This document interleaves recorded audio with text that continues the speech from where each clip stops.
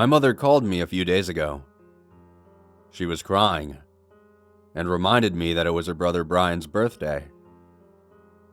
I was surprised to hear that name. She hadn't talked about him in so long that I had completely forgotten what had happened.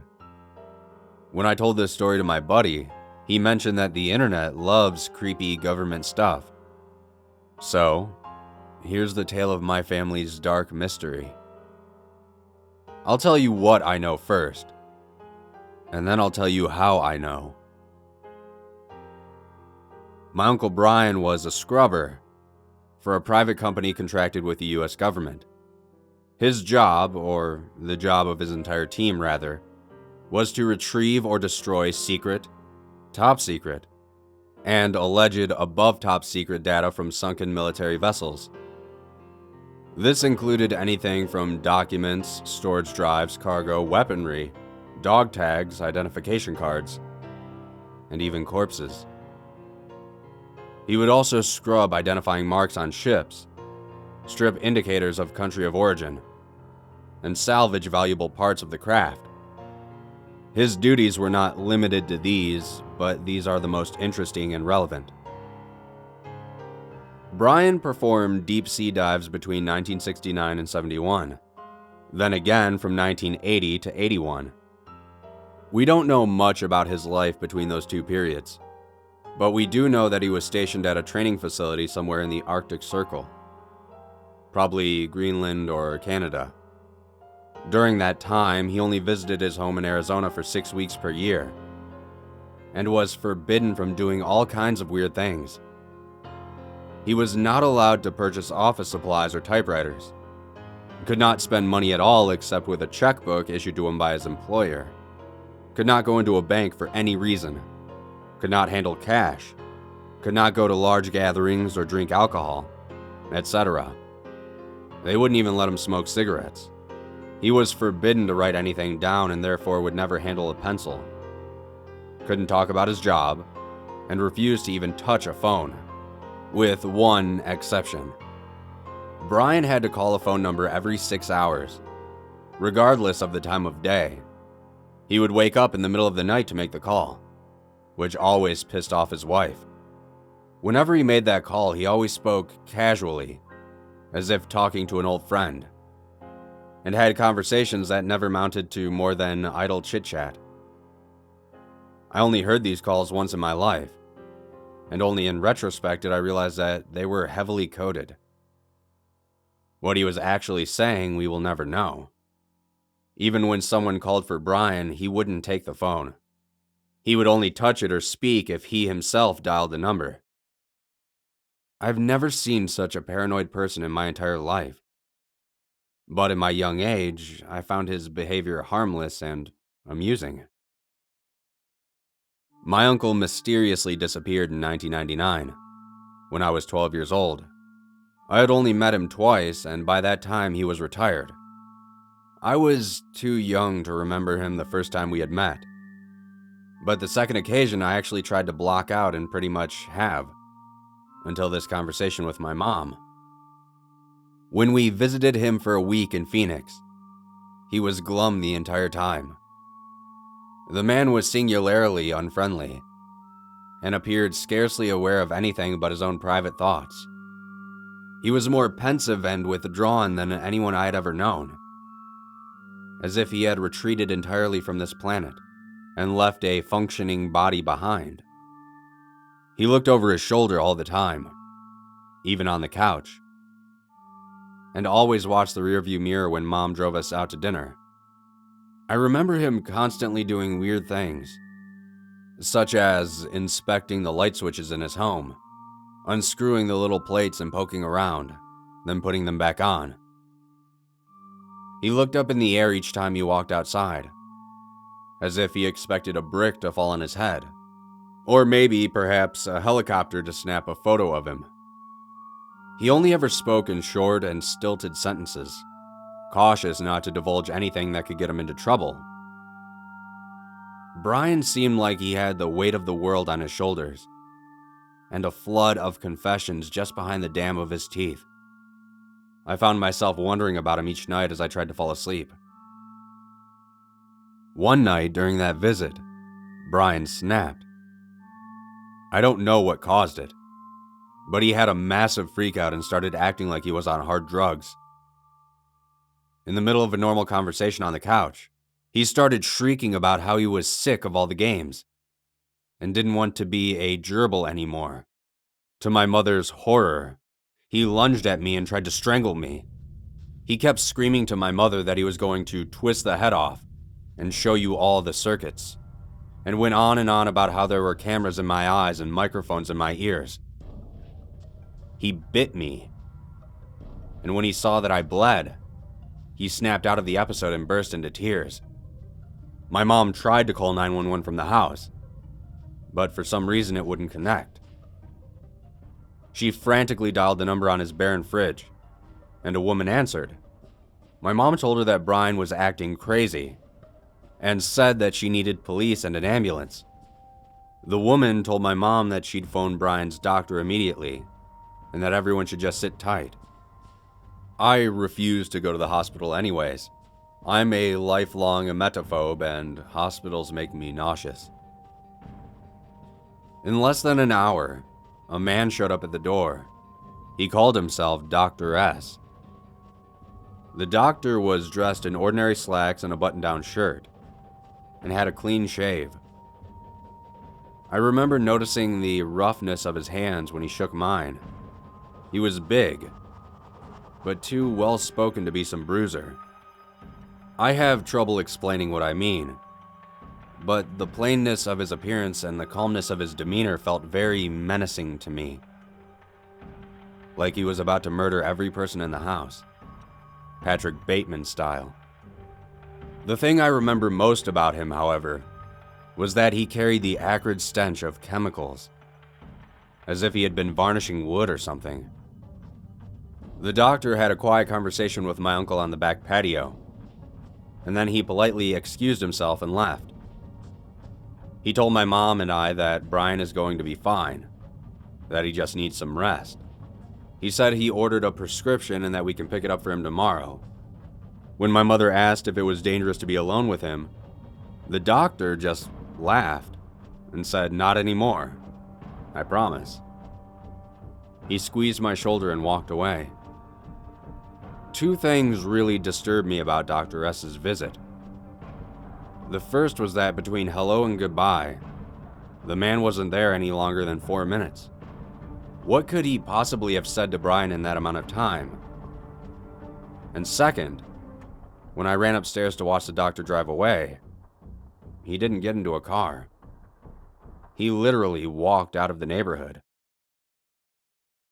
Brian immediately seemed better after his meeting with the doctor. He apologized to me and ate dinner with us. He was in much higher spirits, like he had been relieved of every burden he carried. My mom and I slept in the guest room, with the door locked that night, simply because we had no idea what to expect from him. Brian was like his precious light switches, on or off, with nothing in between. But in the middle of the night, I woke up to my mother shouting. The house was dark. The patio door was wide open. And Brian was gone. He didn't take anything with him. Not his shoes or his checkbook or his watch. His car still sat in the garage, and his keys on the counter. We tried to call the number on the fridge, but the line was disconnected. The phone wouldn't even dial out anymore at all. Early the next morning, a bunch of men showed up to the house. They took all Brian's possessions away in boxes, and asked my mom and I a ton of really strange, nonsensical questions. Things like, did Brian ever tell you his favorite color? What food does he hate the most? Is he good with kids? Did he ever go to church? What is your earliest memory of him? Was he right or left-handed? The interrogation left us baffled. I was really confused by all of this. But my mother was downright mortified. No matter what answer she gave, they always doubted her, and told her she must be wrong, and gave some ridiculous explanation as to why. On the other hand, They never questioned a single thing I said. I still don't understand what the point of all that was. Almost a year later, after the shock of his disappearance began to settle into a dull pain, my mother decided to sell her car. When she did, she stumbled across something strange. Under the floor of the trunk, tucked into the spare tire, she found a VHS tape. It was from Brian. He probably left it there while we were asleep. In it, Brian was standing way out in the desert somewhere. He looked a few years younger and appeared to have not slept in days. He described the nature of his work to my mom and some of the things he had seen and done.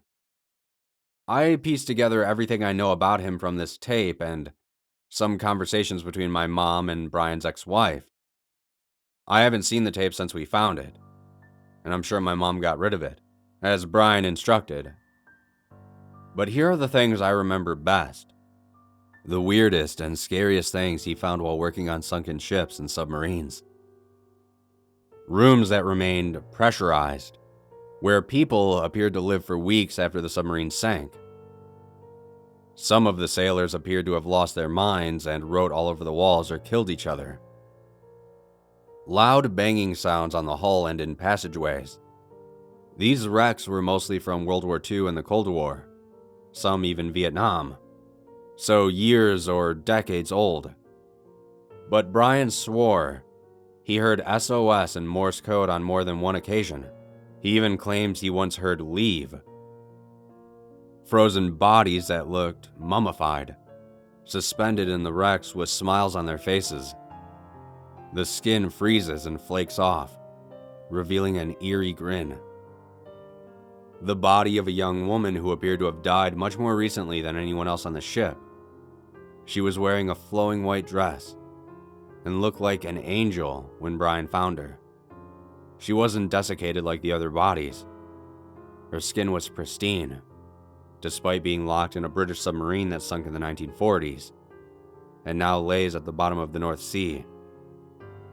Strange things on Soviet ships, human experiments, fetuses in bottles, remains that looked both human and animal, cages, chains, extensive prison networks in the bowels of one nuclear-class icebreaker in the Arctic, etc. Brian claims he found the body of what looked like a baby floating in a laboratory, but its limbs were 2 to 3 feet long and dangled together like a dead wasp's. When he moved it, it broke apart and dissipated in the water. Very few bones at all. Brian talked about discovering a passenger jet that had never been reported missing. It crashed into the ocean and sank. All of the corpses were still buckled into their seats. The unusual thing was that the jet had sunken next to an old ship, and the corpses on the jet all wore dog tags that were traced back to that ship. It was as if someone had played a practical joke by moving the dog tags. But my 12-year-old mind imagined the corpses of the ship walking across the seafloor and buckling themselves into the crashed jet, hoping it would take them back to their families. He also talked about scrubbers going mad in the depths. 2 of Brian's friends went missing during a dive off of the Alaskan coast. One of them was found sealed in a room of the submarine they were exploring, a door that could only be locked from the outside. He was nearly dead of hypothermia and swore that a woman without a face had put him in there. The other managed to remove a small part of his helmet, instantly killing himself because of the pressure difference. Those were just some of the things he touched on in the video. There's more, and I'll try to remember or ask my mother if anyone else is interested. In the years after Brian's disappearance, strange men visited me once in a while, always asking about Brian. They found me in random places and always asked random questions. They were always polite, but they never identified themselves. No matter where my mom and I moved, they always found us. One time, a substitute teacher showed up to my high school biology class in senior year. and gave the standard lecture. But at the end of the day, he asked me if I had any relatives who worked for the government, and if I could remember what my uncle's favorite color was. On another occasion in college, my then girlfriend, now fiance, and I went to a bar for a friend's birthday, and the bartender kept trying to serve me alcohol. I don't drink. And then asked me if I had ever considered moving to Phoenix. He told me his buddy Brian used to live out there, and asked me if I had ever gone scuba diving before. At the end of the night, he asked me how my mother was doing, and even used her full name. Most recently, while jogging the forest trail near my house in California, a guy on a bicycle stopped me and told me I looked just like a guy he used to know. Brian, a dude he met in the Navy. He mentioned that they lost touch and said, "Last I heard, he was out living in the desert or something, far away from the ocean. Man, he always hated the ocean." I replied sarcastically that he probably went to Phoenix, and the guy's expression went cold as a dead fish. He said, "That's right. He's happier there, I'm sure of it." Then the man rode off. The one thing all of these people had in common was that they reeked of chemicals, just like Dr. S. Brian's ex-wife Jill once told me, "Your uncle had brain bubbles," and told me that the crazy things he'd say were the result of brain damage from diving. The mixture of gases, pressure, and tight spaces, coupled with the stressors of the job, could certainly do real harm to a person's mind. But then again, Jill also worked in the government. That's how they met. And after Brian disappeared, she acted like she barely remembered him at all. It was almost as though she wanted me to dismiss him as a nut job. And now that I think about it, she always smelled like chemicals too.